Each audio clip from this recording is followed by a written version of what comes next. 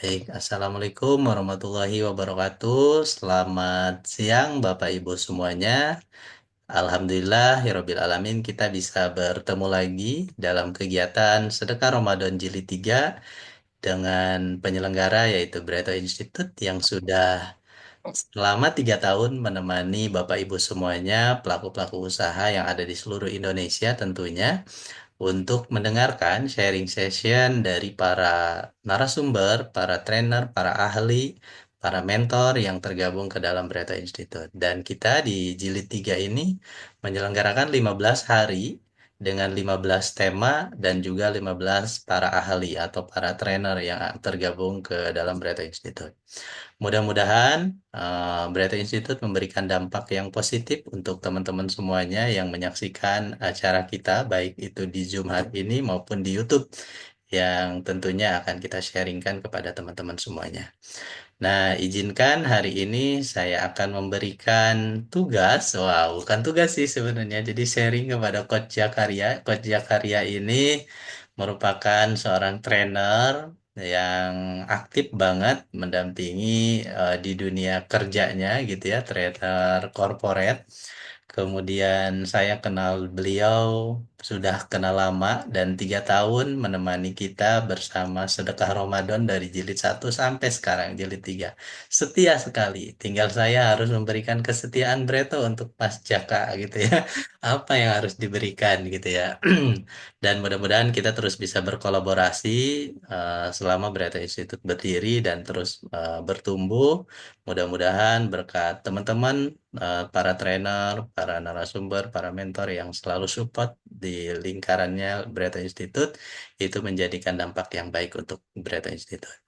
Oke, tidak lama-lama gitu ya untuk kita bisa menyimak Coach Zakaria Al-Ansor karena durasinya 1 jam ke depan bersama Coach Zakaria. Saya serahkan Zoom ini kepada Coach Zakaria Al-Ansor. Silakan Coach Jaka. Ya, thank you Coach Adi. Suara saya terdengar? Terdengar jelas. Oke. Baik, teman-teman, Assalamualaikum warahmatullahi wabarakatuh. Dan selamat siang dan salam sehat selalu buat teman-teman semua yang sudah stay tune hadir di siang hari ini. Baik, mungkin sebelumnya saya akan izin share screen materi saya dulu.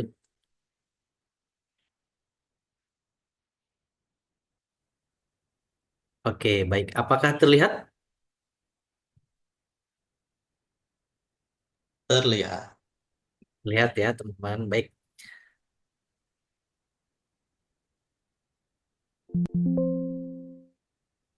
Oke, teman-teman, di siang hari ini kita akan sharing, kita akan belajar mengenai inovatif digital planner. Mungkin sebagian teman-teman, khususnya para pelaku usaha UMKM, belum familiar mengenal inovatif digital planner itu apa sih. Nah, kita bakal sharing, kita bakal diskusi bareng-bareng di siang hari ini. Mudah-mudahan tentunya dengan sharing kita di siang hari ini bisa membawa manfaat kebaikan buat usaha kita bareng-bareng.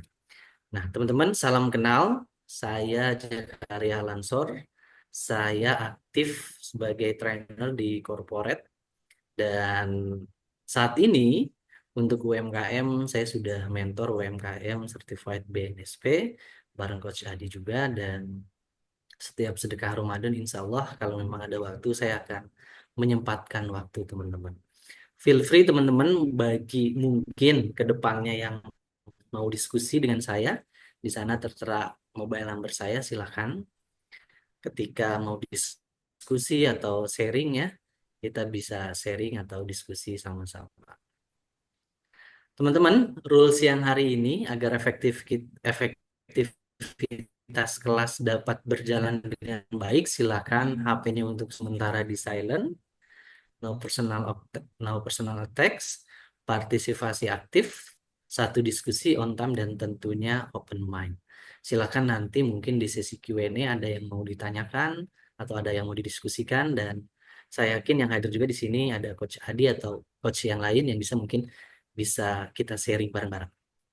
Baik teman-teman, kita masuk ke agenda di siang hari ini.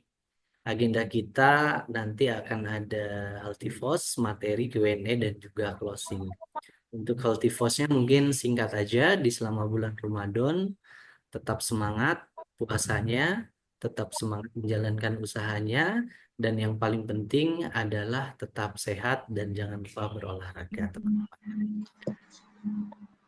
Lanjut teman-teman, kita akan ke materi. Sebelum ke materi, tentunya objektif kelas siang hari ini yang pertama adalah understanding atau memahami identifikasi tren dan peluang yang muncul. Tentunya di era digital ini ya, di 4.0, saya yakin tools-tools atau alat-alat yang memang impactful itu bisa kita manfaatkan. Nah, sih dan kita akan lihat di slide selanjutnya. Dan yang selanjutnya yaitu menerapkan strategi pemasaran dan pertumbuhan yang efektif. Dan yang terakhir, menumbuhkan pola pikir kewirausahaan dan beradaptasi tentunya dengan perubahan landscape digital, teman-teman.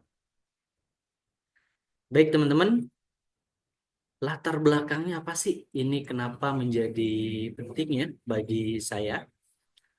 Tentunya latar belakang khususnya ya pada tahun 2020-2021 sampai 2022 ya, di mana tahun itu adalah pada saat pandemi COVID-19 terjadi, teman-teman, dan tentunya itu merubah landscape bisnis secara masif, baik itu UMKM ataupun perusahaan korporat di Indonesia ataupun secara internasional.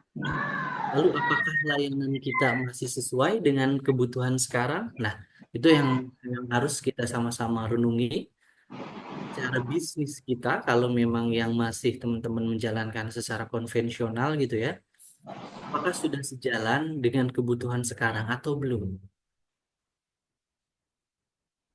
Nah, teman-teman, apa sih inovatif digital planner itu? Mungkin ada volunteer yang bisa bantu jawab.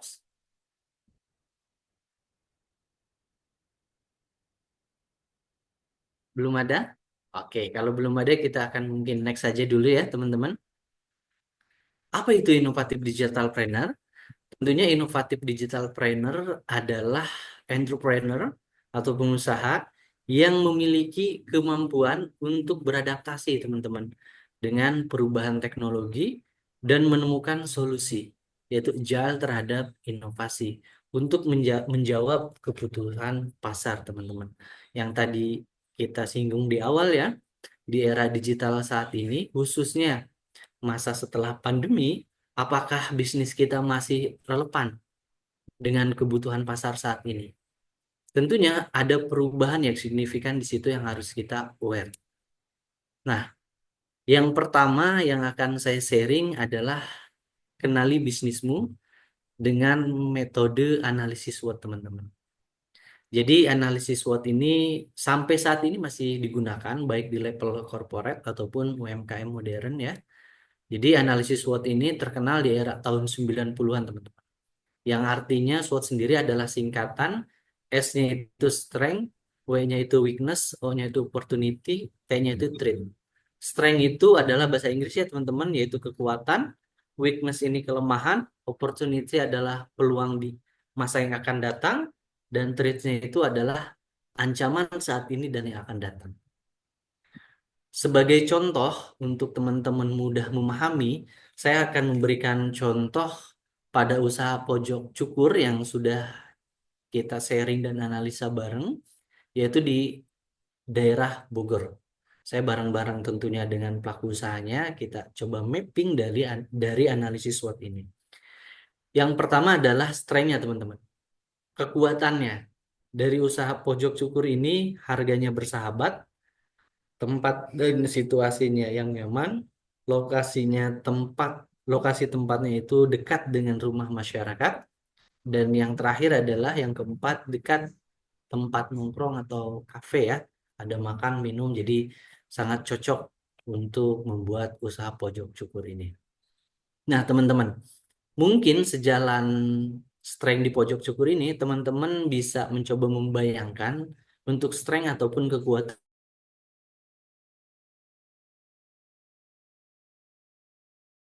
Kita sudah aware, kita sudah paham di kekuatan atau strength-nya, di weakness atau kelemahannya kita itu harus paham juga. Nah, di pojok cukur ini sendiri adalah pekerja yang bisa nyukur itu sulit dicari, teman-teman. Jadi based on pengalaman dari pelaku usahanya, yang pertama dia tidak bisa nyukur dan aktivitasnya padat, ternyata pekerjaannya juga itu sulit dicari. Nah, dari usaha teman-teman juga sama, kelemahannya itu apa silahkan dianalisa. Dan yang ketiga itu adalah peluang, opportunity. Nah, peluangnya ya di pojok cukur ini adalah kebutuhan untuk mencukur rambut secara kontinu itu pasti ada ya. Mungkin biasanya cowok itu biasanya sebulan sekali ya atau 2 bulan sekali itu ada rutinitas mencukur rambut. Dan yang kedua adalah dekat dengan rumah masyarakat. Itu menjadi tentunya peluang atau opportunity. Dan yang terakhir treatnya atau ancamannya, yang pertama pembatasan sosial berskala besar ya PSBB seperti pandemi kemarin tentunya akan berdampak pada penurunan omset dan yang kedua persaingan di bidang cukur rambut yang lebih inovatif. Itu adalah contoh analisis SWOT pada bisnis pojok cukur. Nah, relevansinya apa ke bisnis teman-teman? Teman-teman harus mengenali bisnis teman-teman juga seperti seperti itu. Strength atau kekuatan itu apa? Kelemahannya itu apa? Peluangnya dan ancamannya itu apa? Setelah teman-teman sudah memahami bisnis secara baik, jadi teman-teman bisa memitigasi ketika memang saat ini dan ke depannya ancamannya itu apa. Dan teman-teman tentunya akan lebih agile terhadap inovasi. Oke, baik. Dan selanjutnya adalah pendekatan ataupun tools yang biasa kita gunakan yaitu AAB. Jadi ketika teman-teman sudah menentukan SWOT tadi, teman-teman pasti sudah menemukan juga threat-nya atau ancamannya. Nah, kita buat goals kita teman-teman dengan pendekatan AAB ini. Jadi teman-teman silakan bisa di screenshot ataupun di foto ya. Jadi pendekatan AAB ini bisa digunakan untuk men-solve masalah ataupun create goal yang teman-teman mau ciptakan. Jadi yang pertama di A-nya itu adalah apa yang menjadi kendala saat ini. Dan yang kedua, apa yang ingin Anda capai?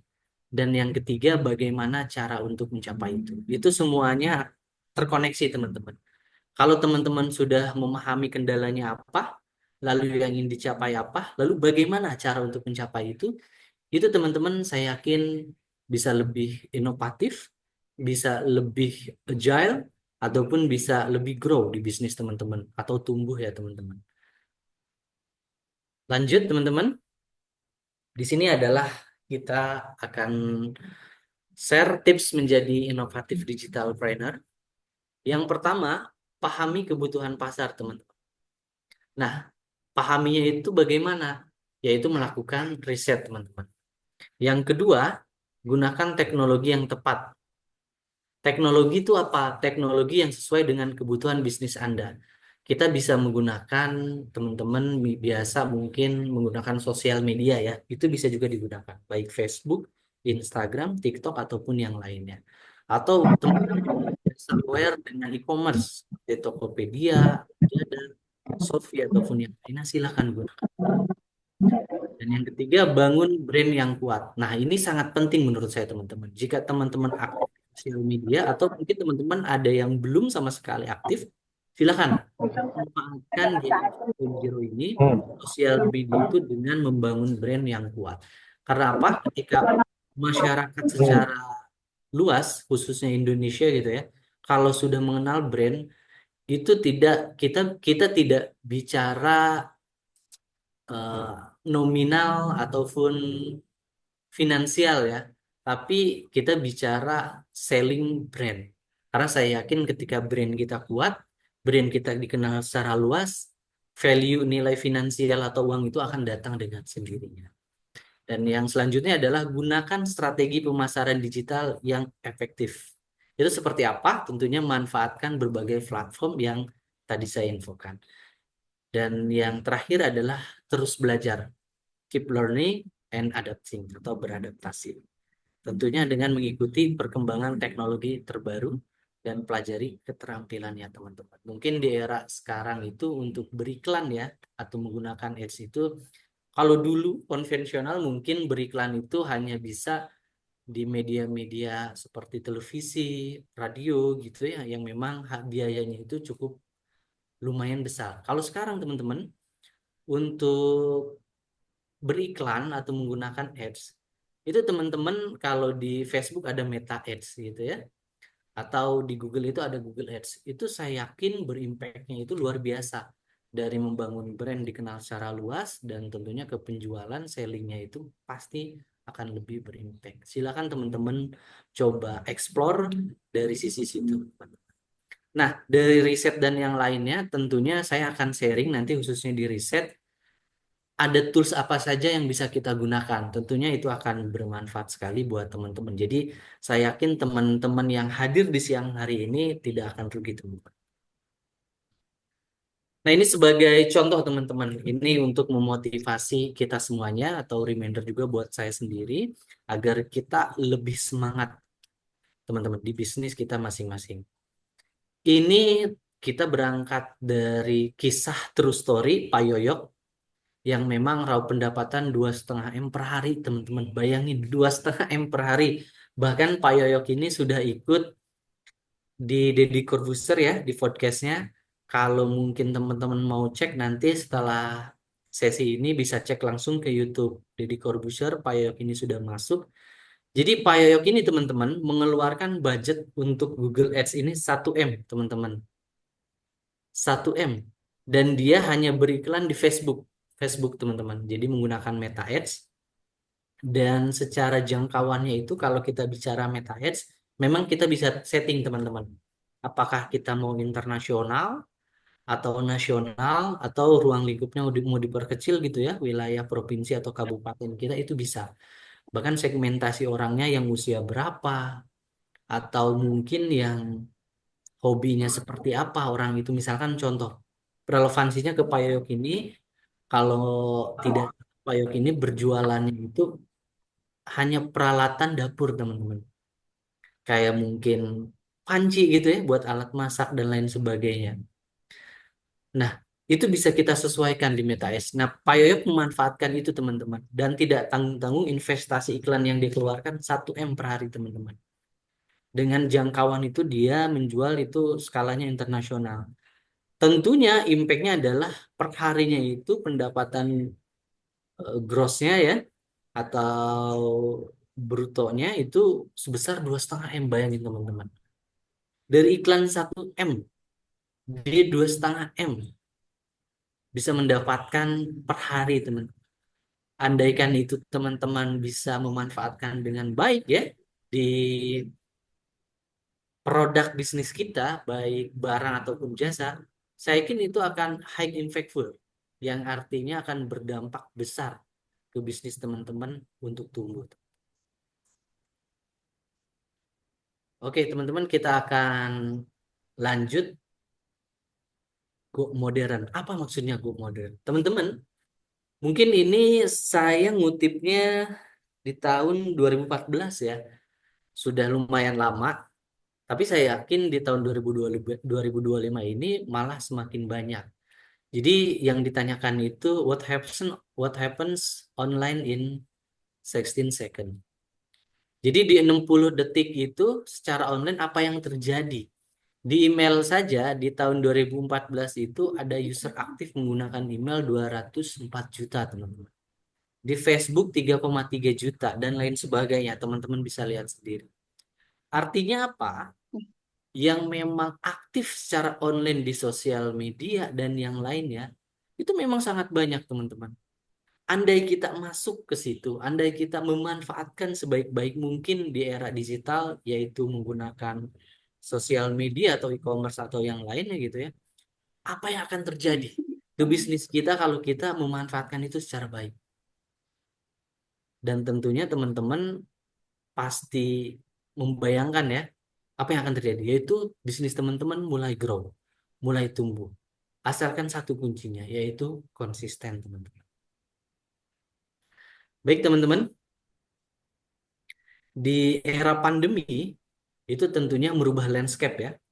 Dari yang namanya mungkin kita biasa belanja atau teman-teman atau ibu-ibu ya, yang biasa belanja baju anaknya di mall gitu lah, atau di pasar atau di tempat-tempat yang biasa teman-teman kunjungi.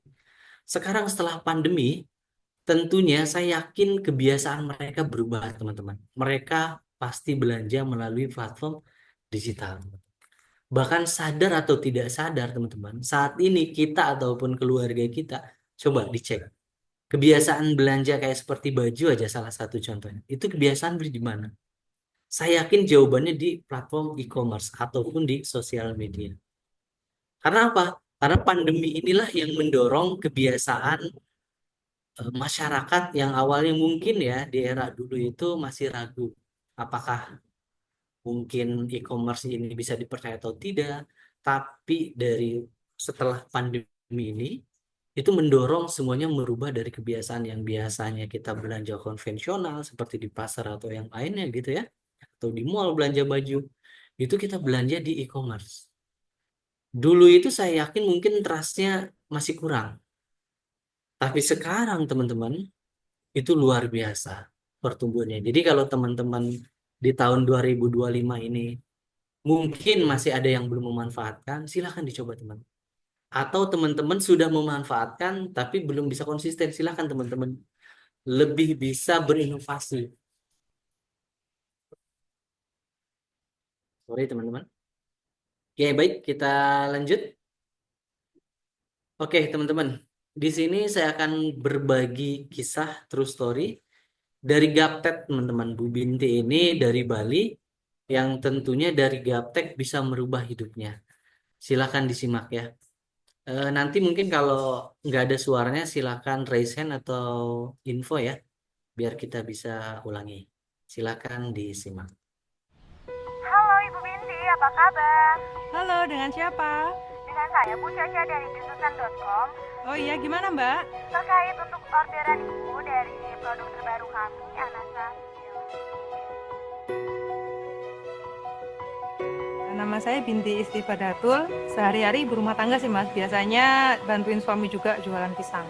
Memang latar belakang pendidikannya kan bidan, jadi kerjanya di rumah sakit. Cuma setelah menikah nggak kerja lagi, suruh bantuin suami ya sudah. Pertama nyari serving satu ada di Facebook temen itu kan jual, harganya agak mahal, carilah di Google, ketemu sama dus-dusan. Bulan Agustus saya cobalah daftar member sekalian beli Verona satu set. Akhirnya saya coba jual, kenalin ke teman, ke saudara. 2 bulan kemudian baru ada yang beli. Terus sempat dulu kan Mas Yosi posting tentang bikin fanpage di Facebook itu nyoba bikin, terus habis itu nyoba ngiklan. Berhubung saya di Denpasar itu pendatang, nggak mungkin kan kita jual langsung ke orang tanpa mereka kenal, mereka pasti nggak mau. Kalau untuk bayar Facebook Ads itu memang harus kita pakai komputer. Nah, jadi tiap hari itu ke warnet. Jadi di warnet 1 sampai 2 jam di situ, nanti baru pulang. Baru siapkan makanan, packing sama kirim biasa. Pernah ada yang beli dalam kapasitas banyak lah Mas ya. Kirim sekarang aja Mbak, nanti atau besok saya bayar. Ternyata sampai sekarang belum dibayar. Itu sudah 1 tahun kalau nggak salah. Jadi saya juga harus introspeksi diri, mungkin kita kurang teliti, akhirnya kan kejadian seperti itu. Sekarang kalau mereka belum bayar, saya nggak berani kirim. Setelah join dengan dus-dusan, lebih banyak temen, ada reseller, ada TDS, jadinya lebih terbuka, dapat ilmunya juga lebih banyak. Kekeluargaannya lebih kental sih kalau di dus-dusan. Yang saya pelajari dari bisnis dus-dusan ini, kesuksesan itu nggak ada yang instan. Jadi kita memang harus berjuang, kita harus punya target. Jadi ketika target tercapai, kita akan lebih besar lagi dan lebih sukses lagi.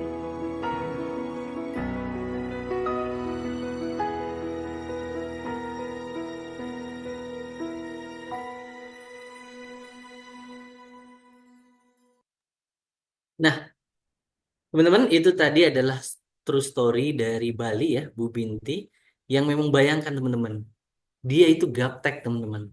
Tapi karena satu kemauan bisa merubah hidupnya teman-teman. Oke, next kita akan. Halo Ibu. Baik teman-teman, ini adalah tools yang tadi saya bilang ya. kita akan share khususnya di riset. Jadi teman-teman kalau riset itu bagaimana gitu ya. Nah, ini saya simplikasikan untuk teman-teman. Jadi ada website untuk analisa usaha teman-teman. Jadi teman-teman misalkan mau mencoba usaha atau membuka usaha baru, itu yang pertama adalah harus cek kata kunci di softloader.com, itu bisa digunakan. Jadi teman-teman mungkin misalkan mau buka usaha baru tapi bingung, usaha apa yang cocok. Nah, ini cocok. Jadi teman-teman bisa cek kata kunci, misalkan contoh kita mau jualan baju, kita bisa cek kata kunci baju apakah banyak dicari. Ataupun yang lainnya teman-teman. Nah, yang kedua adalah untuk cek kompetitor. Ada arsip. Jadi teman-teman bisa cek apakah banyak kompetitornya atau tidak. Dan yang ketiga adalah volume data pencarian. Nah, ini fungsinya adalah apakah benar barang ataupun jasa tersebut memang banyak dicari, yang artinya relevansi demand-nya atau kebutuhan di pasarnya itu tinggi, teman-teman. Nah, itu teman-teman di Nailpatel silahkan cari. Dan tentunya yang terakhir untuk data trend, trendsgoogle.com. Teman-teman bisa menggunakannya.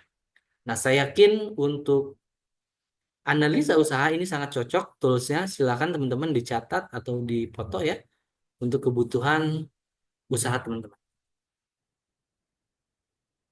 Nah, teman-teman, saya akan share 6 prinsip kunci membangun digital marketing strategi yang kuat dan efektif. Nah, kalau misalkan teman-teman ada pertanyaan, misalkan, Coach, saya udah mencoba dan sudah jalan posting di sosial media gitu ya, tapi saya rasa kok nggak efektif ya. Mungkin teman-teman kurangnya satu, yaitu apa? Konsisten, teman. Karena untuk membangun bisnis itu kita tidak bicara 1 hari 2 hari, teman-teman. Bahkan bulanan atau tahunan, teman-teman. Makanya kalau kita bicara bisnis bisa dilakukan seperti membalikan telapak tangan gitu ya. Itu tidak bisa, teman-teman. Bisnis itu kita harus pupuk dari kayak menanam pohon ya, dari biji sampai tumbuh besar itu butuh memakan waktu tahunan, teman.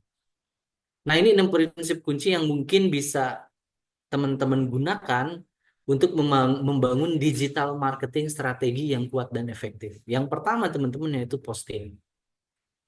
Posting itu maksudnya apa, Coach? Posting itu maksudnya teman-teman silakan buat sosial media. Lalu bangun brand dengan posting relevansi ke bisnis teman-teman. Dan yang kedua, ketika ada komen, teman-teman harapannya bisa interaktif atau interaksi, yaitu dengan respon. Karena itu akan membangun engagement antara teman-teman sebagai penjual dan juga customer atau konsumen teman-teman. Yang ketiga yang tak kalah penting yaitu adalah eksis, teman-teman. Kita jangan hanya posting sehari sekali gitu, jangan, teman. Artinya teman-teman harus meracik kebutuhan teman-teman. Apakah eksis itu teman-teman kebutuhannya biar bisa lebih dikenal secara masif dan cepat, itu seperti minum obat contohnya, 3 kali sehari, pagi, siang, dan sore atau malam. Silahkan teman-teman, yang penting kuncinya adalah eksis. Dan selanjutnya adalah mendengar, teman-teman. Nah, ini penting juga, teman. Ketika teman-teman ada feedback dari customer teman-teman, misalkan contoh deh, teman-teman jualan di sosial media ataupun di e-commerce, ada ulasan yang jelek. Teman-teman jangan negatif thinking, wah kita sudah baik, enggak. Ketika kita mendengarkan, ketika kita Posting evaluasi respon. di bisnis kita, mungkin memang ada celah sedikit ataupun bisnis kita yang kurang. Ambil sisi positifnya, teman-teman, yaitu dengan cara mendengar. Dan tentunya dari mendengar ini kita harus evaluasi, teman-teman. Evaluasi dan juga improve di bisnis kita untuk lebih baik. Dan selanjutnya adalah amanah. Nah, ketika amanah, saya yakin teman-teman secara bisnis akan tumbuh besar. Contoh amanah itu mungkin bisa teman-teman ketika jualan di sosial media ya, sebagai contoh. Silakan teman-teman ketika ada yang memberikan ulasan di WhatsApp contohnya, itu teman-teman screenshot lalu upload. Itu akan memunculkan trust. Jadi ketika ada new customer yang mau belanja ke Bapak Ibu semuanya atau ke teman-teman, itu mereka percaya, trust. Yaitu tadi teman-teman sudah menciptakan amanah, teman. Dan yang tak kalah penting adalah nasihat. Nasihat ini dari mana? Yaitu dari coach, para mentor. Jadi teman-teman bisa sharing dengan para pelaku usaha yang lebih senior, itu juga bisa disebut mentor kita ya. Ataupun yang dirasa misalkan teman-teman biasa ke Coach Adi, silakan ke Coach Adi minta nasihat. Ataupun coach-coach yang lainnya. Karena apa? Karena ketika kita ada kekurangan yang tidak bisa kita lihat, coach atau mentor inilah yang bisa melihat itu untuk memberikan feedback positif dan teman-teman bisa agile untuk inovasi dan juga improve untuk perbaikan ke depannya. Seperti itu teman-teman. Bridge bridge jembatan ingatan yang saya kasih di 6 prinsip kunci untuk membangun digital marketing yang kuat dan efektif ini adalah preman teman-teman. Jadi ketika 6 prinsip kunci, kata kuncinya adalah preman. P-nya itu posting, R-nya respon, E-nya eksis, M-nya mendengar, A-nya amanah, N-nya nasihat. Silakan diimplementasikan teman-teman. Baik teman-teman, yang tak kalah penting adalah maintenance customer teman-teman. Pasti ketika teman-teman sudah memaksimalkan pelayanannya, tiba-tiba dapat komplainan, kayaknya sebel gitu ya. Saya yakin ada rasa sebel-sebelnya lah ya sedikit. Nah, adalah yang tak kalah penting adalah untuk memaintain customer itu tadi teman-teman. Dengan demi teman-teman. Yaitu dengarkan, empati, mengulang, ikuti teman-teman. Nah, kalau teman-teman aware, ilmu ini biasa dipakai teman-teman diperbankan teman-teman. Kalau misalkan teman-teman sebagai contoh ya, ketika masuk katakanlah ATM teman-teman tidak bisa digunakan. Teman-teman inisiatif datang ke bank teman-teman untuk komplain. Nah, mereka perbankan ini memaintain customer-nya itu menggunakan ilmu pendekatan demi ini, teman-teman. Pasti ketika teman-teman komplain, mereka itu mendengarkan. Coba perhatikan atau teman-teman ingat kembali. Pasti mereka itu ketika contoh ya, Bu, ini kenapa ya ATM saya nggak bisa nih? Ini harusnya saya urgent nih, saya butuh untuk ini. Pasti mereka tuh baik, Bu. Apa yang jadi kendala? Itu mereka artinya mendengarkan. Lalu mereka itu pasti memberikan empati. Ketika kita sudah komplain, si pihak bank itu pasti customer service-nya itu bilang, oh seperti itu ya Bu. Itu artinya mereka itu mengempati. Jadi masalahnya itu kartu ATM Bapak Ibu tidak bisa digunakan ya Bu. Nah itu mereka mencoba mengempati. Ketika Bapak Ibu sendiri, ketika di bisnis Bapak Ibu mengempati konsumen Bapak Ibu, saya yakin customer itu akan lebih merasa diperhatikan. Jadi tidak akan marah ataupun lebih meluap emosinya. Karena kita sudah mengempati terlebih dahulu. Dan tentunya adalah ketika kita sudah mengempati, kita coba mengulang. Coba diperhatikan. Orang perbankan pasti mengulang kembali. Baik Bapak Ibu, saya ulangi ya. Masalahnya adalah di kartu ATM Bapak Ibu ya yang tidak bisa digunakan. Itu akan lebih meredam emosi Bapak Ibu. Karena mengempati dan mencoba memahami masalah yang dihadapi customer-nya. Dan yang tak kalah penting adalah ikuti. Ikuti dengan tindakan.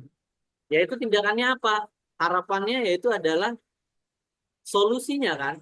Artinya ketika customer itu komplain, pasti si pihak perbankan ini atau customer service ini akan memberikan solusinya teman-teman. Baik Bapak Ibu, masalah ini akan saya langsung berikan ke teknisi kita dan mohon tunggu 5 menit ya. Nah, setelah itu saya yakin ketika kita memberikan atau memaintain customer kita seperti itu masalahnya tidak akan dipanjang lebar. Kalau mungkin Bapak Ibu, bentar teman-teman.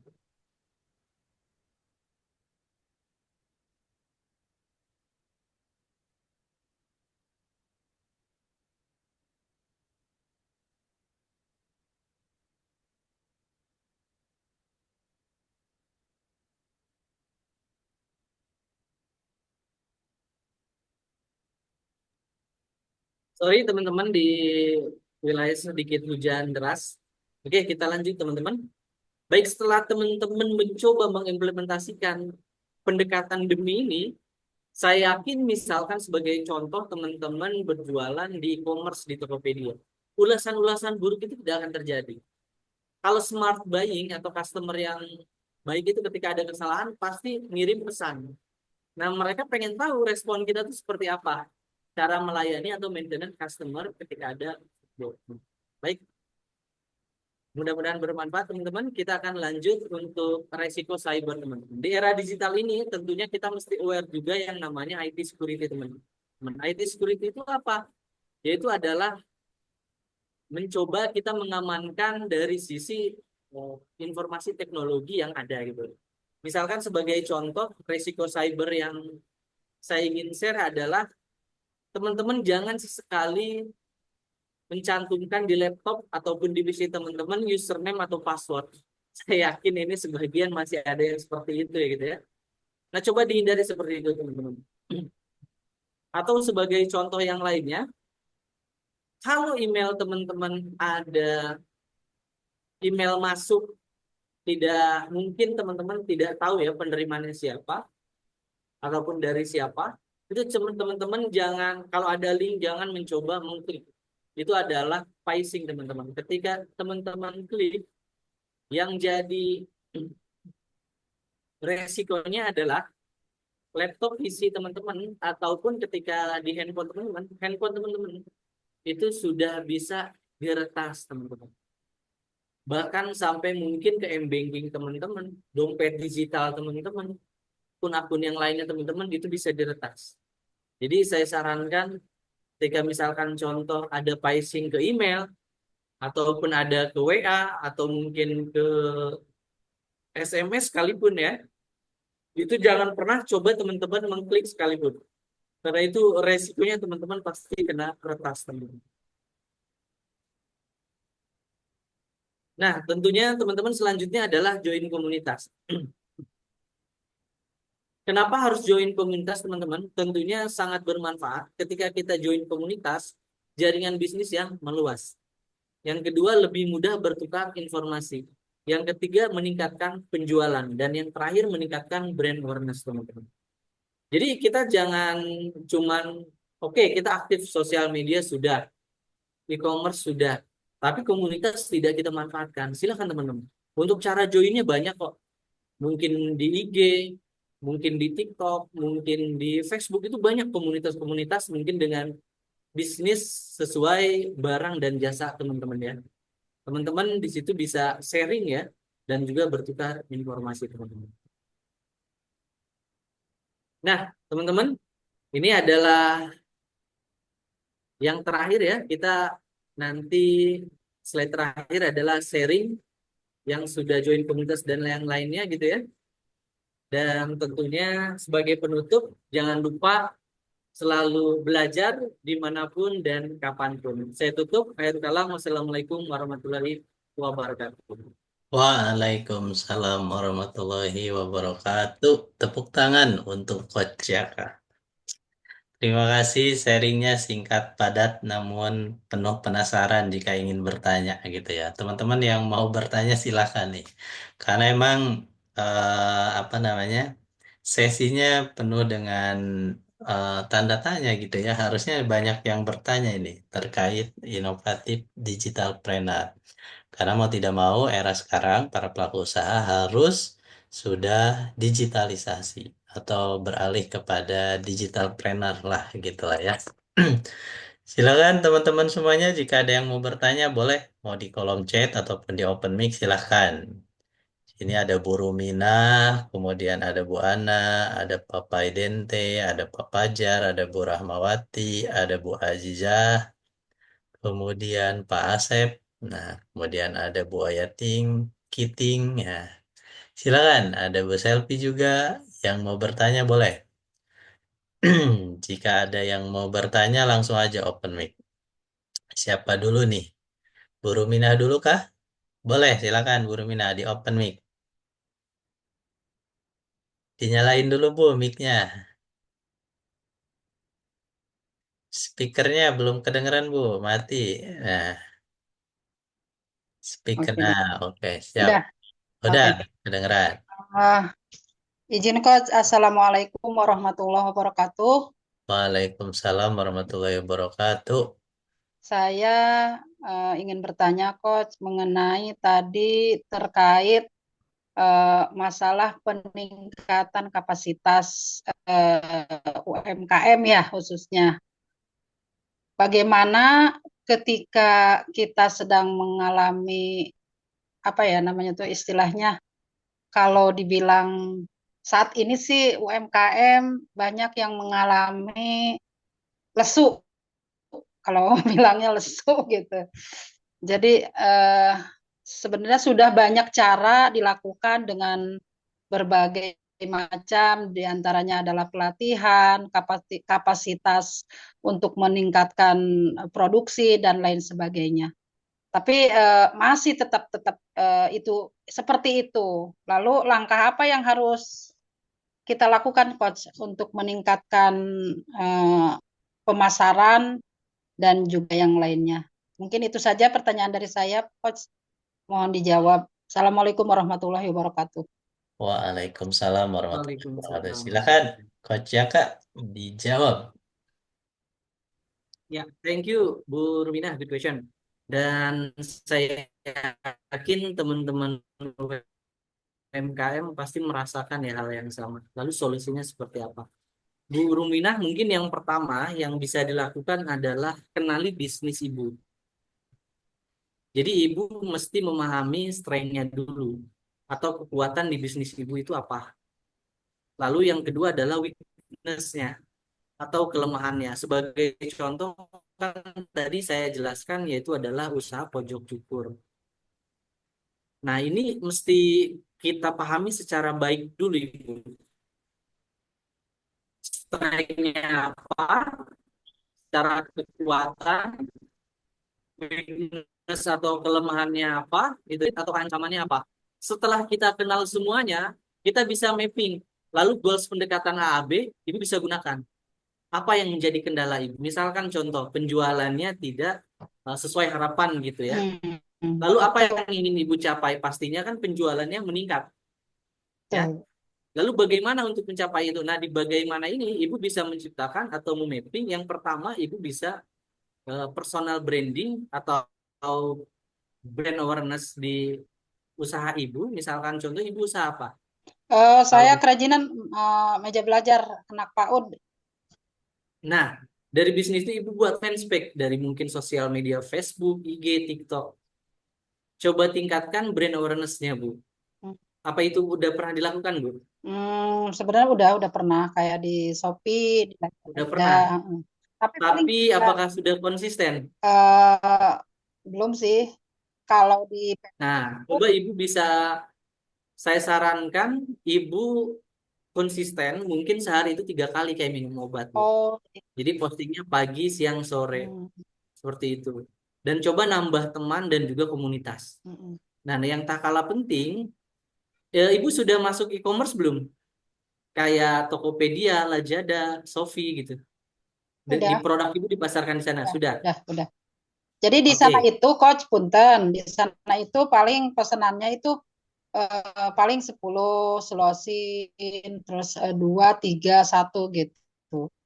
Hanya capek ngepaknya doang. Saya biasa glosir, Coach. Desi. Jadi satu kali itu saya satu engkel gitu masuknya ke Kalau glosir. gitu saya menyarankannya manfaatin ini Bu, Meta Ads. Silakan dicoba. Ibu nggak usah gede-gede ya. Kalau tadi kan saya nyontohinnya Pak Yoyok 1M gitu ya, 1 hari beriklannya. Itu jangan. Ibu misalkan punya budget katakanlah 50.000 atau 100.000 untuk sehari. Itu bisa, Bu. Oh gitu. Saya pernah coba itu. 100.000. Itu saya yakin Ibu pernah tahu menciptakan kolam ikan? Analoginya. Atau menciptakan pasar sendiri ya. Nah, itu Ibu mungkin bisa dicatat nanti ya. Ibu bisa mencoba Meta Ads, beriklan secara pro gitu ya, menggunakan budget. Ibu misalkan contoh 100.000 untuk sehari. Nah, itu Ibu jangkauannya senasional gitu ya, lokal. Itu bisa disetting, Bu. Nah, orang yang mengenai kerajinan ataupun orang yang suka beli kerajinan, itu Ibu nanti di tag-nya itu dicantumkan. Dan itu orang-orang yang mengenai suka belanja kerajinan atau yang mungkin relevan dengan bisnis ibu itu akan jadi target AI-nya Meta Edge, Oh, ibu. seperti itu. Dan saya yakin itu secara penghasilan ataupun finance gitu ya, bisnis ibu akan grow, akan tumbuh. Bisa dicoba Siap, Coach. seperti itu. Nah, itu ketika banyak WA yang masuk nanti ya, ketika ibu di Meta Ads kan bisa disetting ya, dicantumin nomor WA ibu. Itu ketika ibu banyak yang WA, walaupun belum jadi beli bu ya, itu jangan diabaikan. Itu bisa ibu list. Itulah menciptakan kolam ikan. Ibu maintain itu customer, bisa mungkin mengucapkan eh, Terima selamat kasih. pagi ataupun selamat ulang tahun gitu ya. Itu bisa lebih aware engagement dengan si customer. Suatu saat pasti jadi pembeli ibu Oh, gitu. iya, iya. Itu bisa jadi solusi buat ibu kalau memang main di grosiran.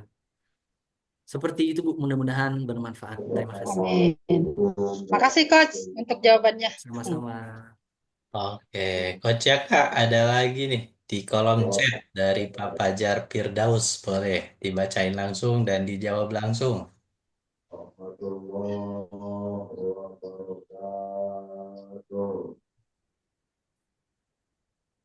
Oke, thank you dari Pak Fajar. Di sini pertanyaannya biar teman-teman tahu semua ya. Mau tanya, seringkali inovasi membutuhkan keberanian untuk keluar dari zona nyaman. Bagaimana cara mengelola ketakutan akan kegagalan saat mencoba ide-ide baru? Baik, thank you Pak Fajar. Ini keren sekali pertanyaannya. Ini dari zona nyaman ini persepsi saya nggak tahu ya apakah sama. Mungkin Pak Fajar bisa open mic ya. Apakah Pak Fajar berbisnis itu sambil bekerja gitu ya? Jadi ketika mau all out di bisnis itu takut kena pengurangan atau bagaimana, atau memang Pak Fajar sudah fokus di bisnis, cuman ketika budgetin uang besar takut jong gitu ya. Ini nggak tahu nih persepsinya yang mana. Mungkin Pak Fajar bisa lebih spesifik, bisa open mic Pak Ya, Fajar. jadi ada sampingan gitu bos. Jadi usahanya takut turun itu ini inovasi baru gitu, tapi takut nggak laku gitu gitu. Itu aja sih bos. Oke, thank you Pak Fajar. Intinya takut nggak Iya laku gitu betul. ya di produknya itu. Nah, teman-teman, kenapa saya tadi singgung di awal kita harus mengenal bisnis kita, itu kita jadi pede Pak Fajar terkait produk ataupun jasa ya, tergantung kita jualnya apa nih, produk atau jasa gitu ya. Kita harus mengenal bisnis kita gitu loh, baik kekuatannya, kelemahannya, peluangnya, dan juga ancamannya. Kalau kita sudah mengenal dengan baik, insya Allah ketakutan itu tidak ada, Pak Fajar. Lalu inovasi yang dibutuhkannya itu kan keberanian untuk keluar dari zona nyaman. Bagaimana cara mengelola ketakutan agar kegagalan saat mencoba ide-ide baru. Pak Fajar mungkin solusinya adalah bisa mencoba menggunakan pendekatan AAB tadi, Pak Fajar. Yang pertama A-nya adalah apa yang Pak Fajar ingin capai. Yang kedua adalah apa kendalanya.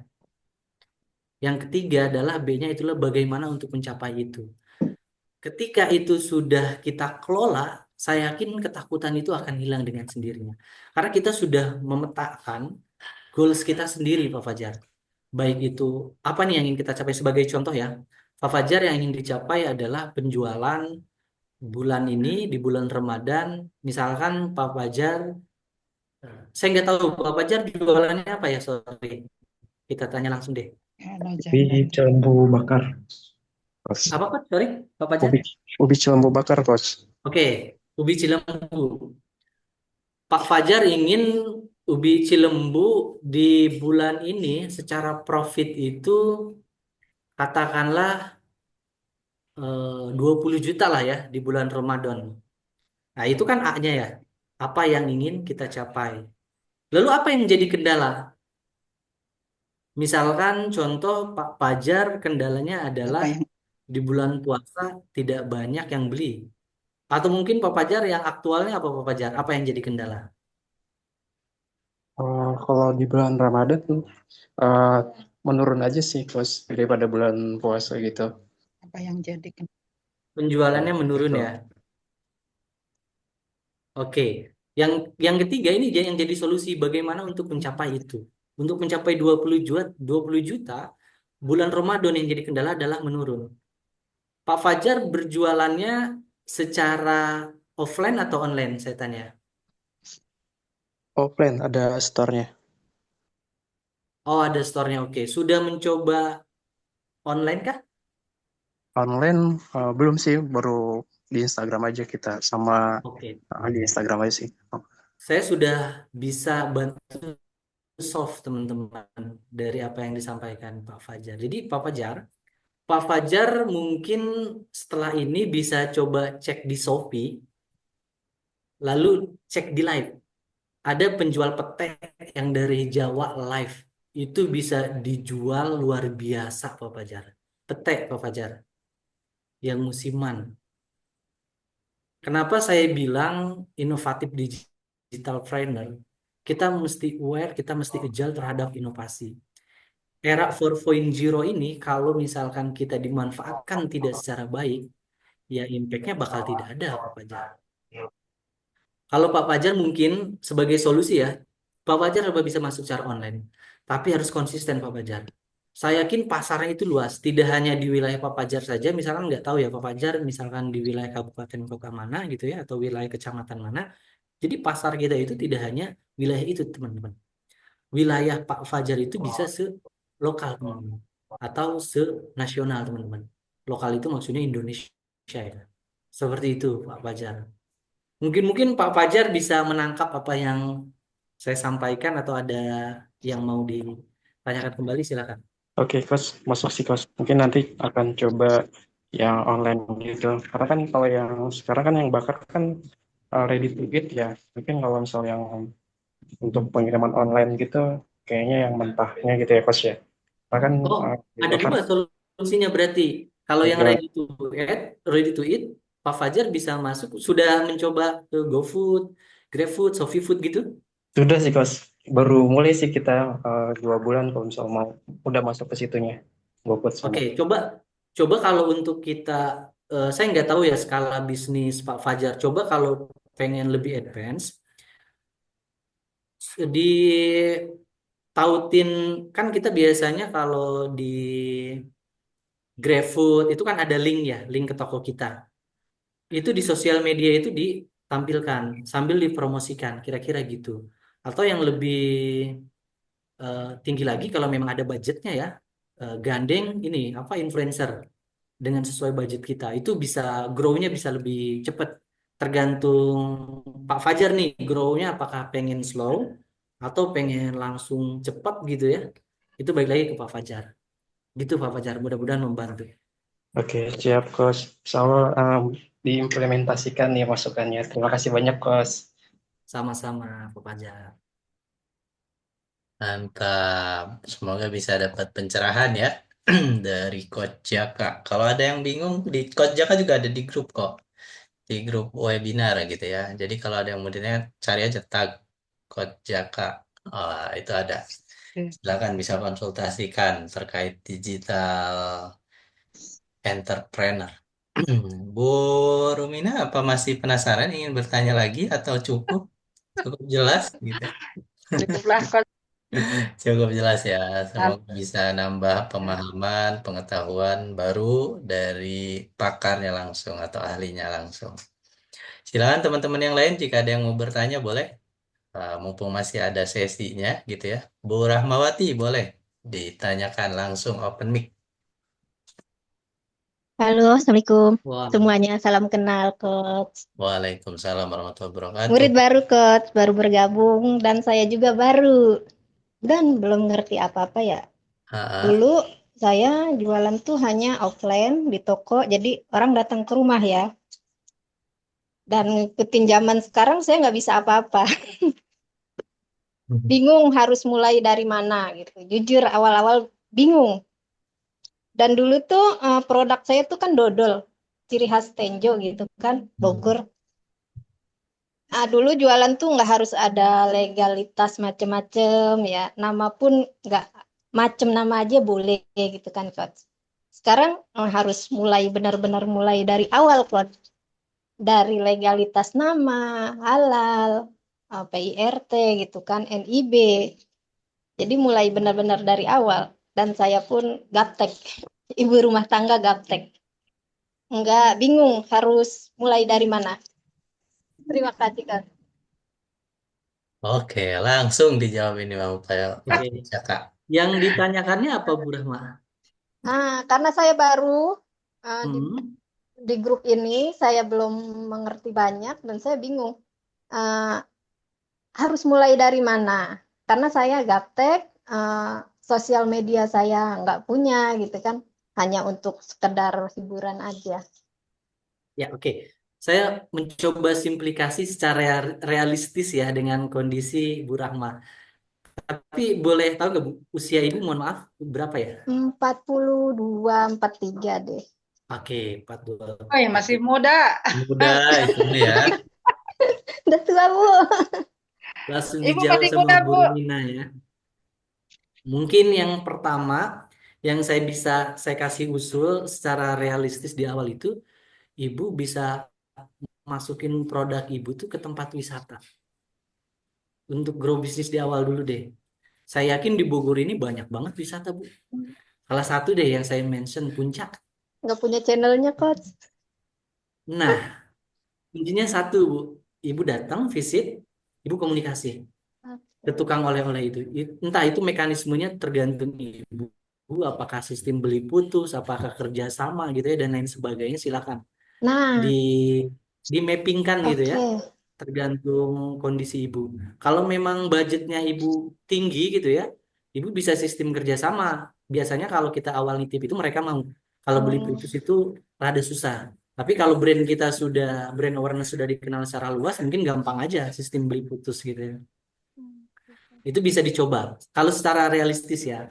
Tapi kalau secara untuk pertumbuhan, secara grow, Ibu bisa, yang pertama keep learning dulu. Lanjut untuk belajar.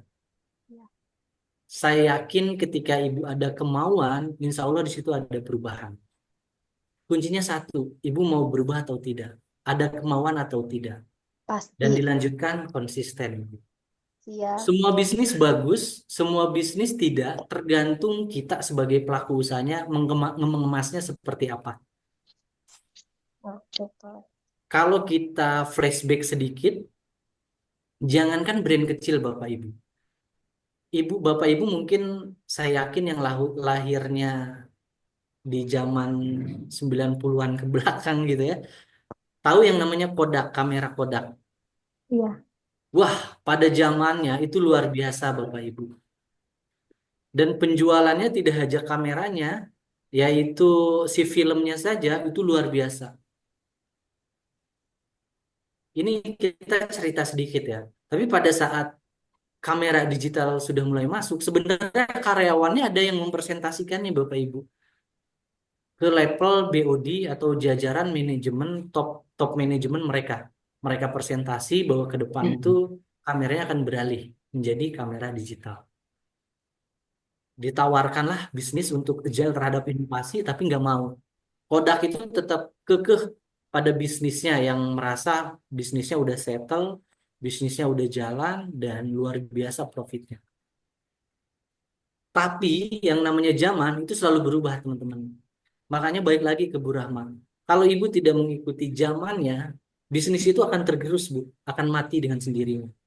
Kayak Kodak seperti tadi. Kodak itu tidak mau merubah di bisnisnya gitu ya, tidak tidak mengikuti zamannya. Akhirnya dia tergerus dan mati dengan sendirinya. Begitupun dengan Nokia ya, Bapak Ibu. Nokia itu sangat pede, sangat yakin dengan Symbian-nya, OS-nya, dan OS yang baru yaitu Android muncul, akhirnya mereka tergerus dengan sendirinya akhirnya mati. Walaupun Nokia sekarang coba mulai apa dengan dengan brand baru mereka gitu ya, yaitu dengan Android-nya, mereka sudah mulai mencoba melangkah kembali. Nah, sama juga dengan UMKM, Bu. Sama. Kalau kita bicara bisnis. Bu Rahma, apakah mau tergerus, ketinggalan zaman, atau mau bertumbuh untuk berkembang? Kuncinya satu, Ibu ada kemauan untuk merubah, yaitu belajar, mengenal sosial media. Orientasi kita asalkan positif untuk kemajuan bisnis kita. Mencoba Oh, mengenalkan mungkin di nah, e-commerce. Belajar sekarang, Ibu tidak perlu susah-susah. Bu Rama nggak ada budget, Pak. Saya belajar ikut seminar yang berbayar atau yang lain sebagainya. Gratis pun banyak, Bu. Pak, kita akses aja Google, kita akses aja YouTube. Banyak kok di Google artikel-artikel terkait sesuai mungkin relevansinya untuk kebutuhan pembelajaran kita. Walaupun memang levelnya masih level bawah ya. Kalau level advance ya kita harus yang berbayar. Mungkin seperti itu Bu Rama sebagai masukan. Intinya adalah kemauan untuk bertumbuh. Tapi secara realistis yang tadi saya bilang, untuk pertumbuhan bisnis ibu bisa masukin dulu ke wisata-wisata. Di Bogor Barat juga banyak saya yakin tempat wisata curug-curug gitu ya. Atau tempat camping-camping itu ibu bisa kok kerjasama dengan pihak mereka. Pengelola sana. Seperti itu Bu, mudah-mudahan membantu. Oke, mudah-mudahan bisa terjawab ya Bu Rahmawati ya. Nanti kalau butuh bantuan apa, hubungi aja Breto Institute ya. iya, kayaknya masih banyak deh. Masih banyak ya, nanti kita adakan perjumpaan lagi ya Bu Rahmawati dengan para ahlinya di Breto Institute. Kan deket tuh dari Tenjok ke Ciampea mah deket. Kita di Ciampea ya Bu. Oke. Padahal udah kenal, sering lihat link-link di grup coachnya, Coach Adi gitu Oh, kan. Cuman saya takut ngekliknya. takut apa Ibu? Kan banyak gitu yang webinar-webinar gitu. Terus Oh, taunya penipuan. Makanya kemarin saya dapat link ini. ah, Pas dilihat, ih ada Coach Adi. Ya oh, udah langsung gabung aja. Karena kan saya iya. awam. Aku bener-bener nggak tahu, Coach. Oh iya Bu. Pokoknya kalau ada foto saya yang nge-share ya itu asli Bu berarti. Tapi kalau foto Maaf ya, saya, Coach. tapi kalau foto saya di share orang lain berarti palsu tuh Bu. Ya. Aduh. Tapi pun Coach Aji mantunya Coach. Ya, nah, baik Bapak Ibu semuanya di sini udah geluduk-geluduk, tahu geluduk ya? Oh, udah Mau petirnya hujan gede Coach. banget. Ini tuh udah mau hujan. Nah, udah gede banget Bapak Ibu semuanya. Coach Jaka, terima kasih banyak. Waktu juga sudah tak terasa ya, udah 1 jam kita bersama dengan Coach Jaka yang memberikan ilmu pengetahuan, sharing pengalaman yang sangat bermanfaat untuk kita semuanya, khususnya para pelaku usaha yang ingin tumbuh, berkembang, maju dengan digitalisasi, dan tadi sudah disampaikan dengan jelas harus ada analisa dan lain sebagainya jika kita ingin bertumbuh dan berkembang. Terima kasih banyak, Coach Jaka. Apakah ada closing statement dari Coach Jaka sebelum kita akhiri perjumpaan kita di sore hari ini? Cukup, Coach. Thank you, thank you. Cukup. Baik, terima kasih banyak Ibu-Ibu. Saya mengingatkan kembali kepada Ibu-Ibu untuk bisa mengisi link absensi yang sudah saya share, yang nanti Bapak Ibu semuanya bisa mendapatkan sertifikat webinar di siang hari ini bersama Gonjaka. Salah ya, itu bukan link itu. Sorry, saya share dulu ya sebelum saya tutup. Share link itunya apa? Share link ini, Bu, sorry itu salah. Link absensi nih, saya kirim di kolom chat ya, Ibu-ibu. Silakan di-save dulu linknya. Sampai ketemu besok. Besok masih ada materi dari para ahli, dari trainer-trainer yang membersamai kita selama 15 hari dan tentunya akan ada dengan tema-tema yang menarik, Ibu-ibu semuanya. Jangan lupa besok saksikan kembali di jam yang sama 13.30 bersama Broto Institute di Angka Ramadan Jili 3. Saya mengucapkan terima kasih banyak. Mohon maaf jika ada salah kata selama perjumpaan dengan kami di siang hari ini. Wabillahi taufiq wal hidayah. Wassalamualaikum warahmatullahi wabarakatuh. Waalaikumsalam.